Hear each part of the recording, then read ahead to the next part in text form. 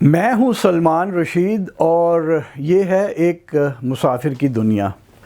یہ کہانی تھوڑی سی پرانی ہے، 2010 کی ہے اور مجھے موجودہ صورتحال اب نہیں پتہ، لیکن اب جب بھی میں کبھی ادھر دوبارہ گیا تو میں نے ضرور جا کے پتہ کرنا ہے کہ اب کیا کیفیت ہے، اور پھر آپ تک وہ کہانی بھی پہنچاؤں گا۔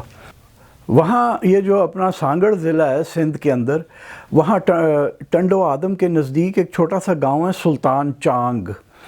چانگ بلوچ لوگ ہوتے ہیں، بلوچ لوگوں کا گاؤں ہے، اور وہاں پہ ایک میں بچی کو ملا۔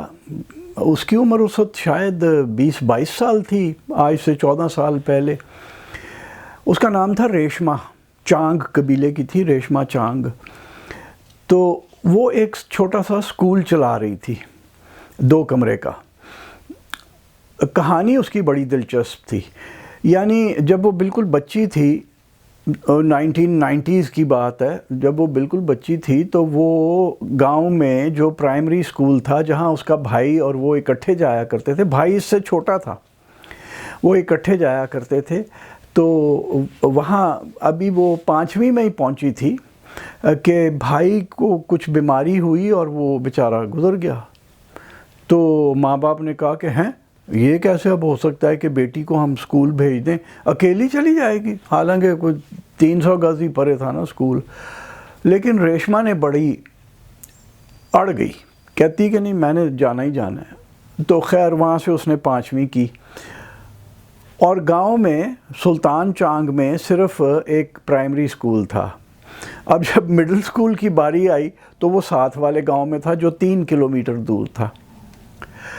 ماں باپ نے کہا کہ نہیں، یہ نہیں ہو سکتا، لڑکی پیدل چل کے جائے، یہ کیسے ہو سکتا ہے، اور اکیلی جائے اور اکیلی آئے۔ لیکن یہ بچی جو تھی نا، اس نے بھی نہیں ہمت ہاری، اور اس نے کہا کہ نہیں، میں نے جانا ہی جانا۔ آخر جو جسے کہتے ہیں نا، جو مڈل وے جو انہوں نے ایجاد کیا ماں باپ نے اور اپنی ریشمہ نے، وہ یہ ہوا کہ ریشمہ گھر پہ پڑھا کرے گی اور صرف امتحان دینے اسکول جایا کرے گی۔ تو اس طرح اس نے 8ویں وہاں سے پاس کی۔ اب جب ہائی اسکول کی باری آئی تو وہ تو ٹنڈو آدم میں تھا، یعنی کچھ 13-14 کلومیٹر دور۔ تو پھر وہی مصیبت پڑ گئی کہ اب کیا ہوگا۔ یہ بڑی پکی نکلی ریشمہ، اس نے خوب لڑائی جھگڑا کیا ماں باپ کے ساتھ، منت سماجت کی، جو بھی کچھ کیا۔ اس نے کہا کہ جی آپ مجھے نا بس مین روڈ پہ پہنچا دیا کریں، وہاں سے میں بس پہ بیٹھ کے اسکول چلی جایا کروں گی، اتنے بجے چھٹی ہوتی ہے میں بس پہ بیٹھ کے واپس آیا کروں گی، اور وہاں سے مجھے لے آئیں۔ اب ماں باپ اس کے غریب، اس کے باپ کا نام سدورو ہے، سدورو چانگ ایک غریب، کچھ 4-6 بھینسیں تھیں اس کے پاس جن کا وہ دودھ بیچا کرتا تھا، اور ماں جو تھی اپنی ریشمہ کی، وہ کھیتوں میں مزدوری کرتی تھی۔ تو کوئی اتنے خوشحال نہیں تھے کہ یہ بس کا بھی سفر 13-14 کلومیٹر کا، اس پہ بھی پیسے لگتے تھے۔ بہرحال ریشمہ نے ماں باپ کو منا لیا کہ اسے ٹنڈو آدم جانے دیں۔ سدورو اپنی بیٹی کو اپنی گدھا گاڑی پہ بٹھا کے، اس کے پاس کوئی موٹر سائیکل بھی نہیں تھا، وہ گدھا گاڑی پہ بٹھا کے وہاں سڑک پہ چھوڑ کے آتا تھا، وہ بس پہ بیٹھتی تھی اور ٹنڈو آدم چلی جاتی تھی، اور پھر وہ جتنے بجے کا ہوتا تھا کہ اسکول کے بعد وہ آئے گی تو وہ اپنی گدھا گاڑی پہ وہاں ہوتا تھا اور اس کو گھر لے کے آتا تھا۔ ریشمہ نے مجھے بتایا کہ جی کئی بار یہ بھی ہوا کہ بس رہ جاتی تھی مجھ سے، تو پھر ابا مجھے ٹنڈو آدم لینے آیا کرتا تھا، یعنی 13 کلومیٹر گدھا گاڑی پہ ٹنڈو آدم جانا اور بیٹی کو لے کے آنا۔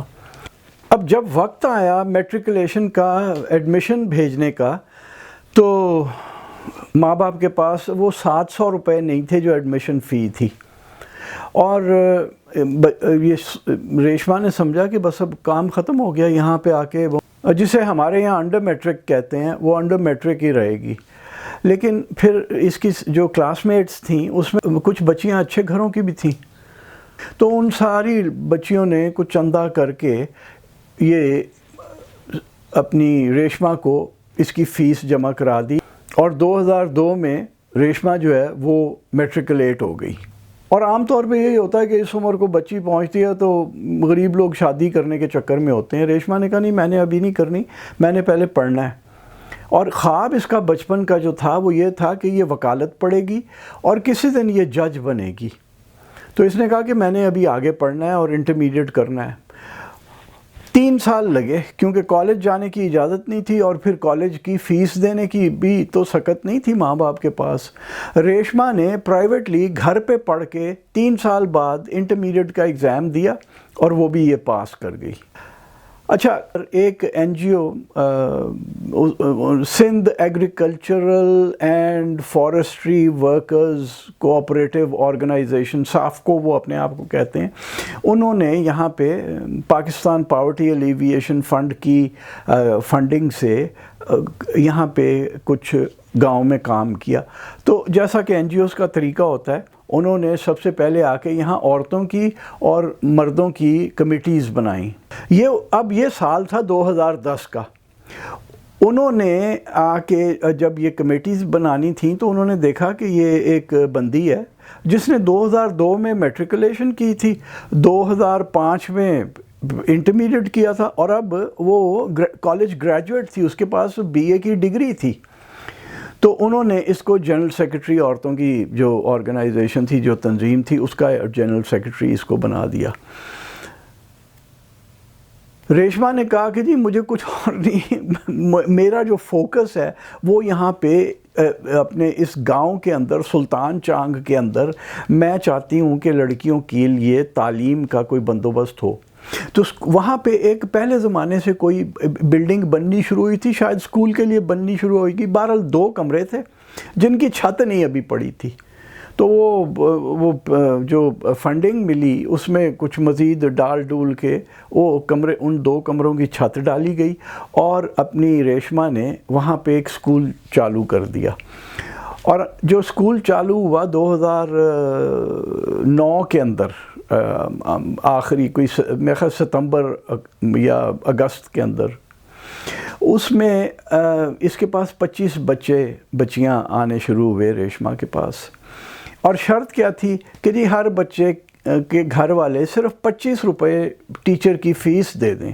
وہ جو اتنی محنت اس نے صبح 8 بجے سے دوپہر 1 بجے تک کرنی ہے، وہ صرف فیس دے دیں. تو 25 ہی گھر تھے ایسے جو کہ وہ افورڈ کر سکتے تھے، تو انہوں نے وہ آنی شروع ہو گئی. اب یہ ریشما صبح یہ پڑھاتی تھی اور کہتی ہے کہ جی شام کو میں پورے گاؤں میں گردش کیا کرتی تھی اور گھر گھر جا کے ماں باپ کی منت سماجت کے جی آپ لوگ بچوں کو بھیجیں، خاص کر کے بیٹیوں کو بھیجیں کہ وہ پڑھ لکھ جائیں. اور پھر کرتے کرتے کوئی اس کے پاس 80-85 اسٹوڈنٹس ہو گئے. تو اپنی ریشما نے پھر ایک اور لڑکی جو کہ جس نے ہائر سیکنڈری اسکول کیا ہوا تھا، اس کو بھی اپنے ساتھ ٹیچر لگایا اور انہوں نے یہ اسکول چلانا شروع کر دیا. جب میں ریشما کو 2010 میں اپریل میں ملا تھا تو وہ بڑی راضی تھی، ایک مطمئن تھی کہ وہ کام کر رہی ہے، اور کہنے لگی کہ جی میرا جو خواب تھا کہ میں وکیل بنوں اور پھر میں اتنا اچھا کام کروں کہ میں جج تک پہنچ جاؤں، کورٹ، سپریم کورٹ یا نہیں تو ہائی کورٹ تک تو میں پہنچ جاؤں، وہ تو میں پورا نہ کر سکی، وہ ہمارے حالات ایسے تھے. لیکن میں نے ہمت نہیں ہاری، میں نے اپنی جنگ جاری رکھی. کہتی اب یہ جو بچے ہیں، یہ ان میں بہت سارے جو ہیں، کوئی ٹیچر بننا چاہتا ہے، کوئی وکیل بننا چاہتا ہے اور بہت سارے ڈاکٹر بھی بننا چاہتے ہیں. اور وہ کہہ رہی تھی کہ جی یہ چونکہ میں انگریزی خود نہیں بول سکتی، کیونکہ بیچاری نے سارا کچھ تو پرائیویٹلی کیا، اور پھر گاؤں کے اسکولوں میں کہاں انگریزی بچے سیکھ سکتے ہیں.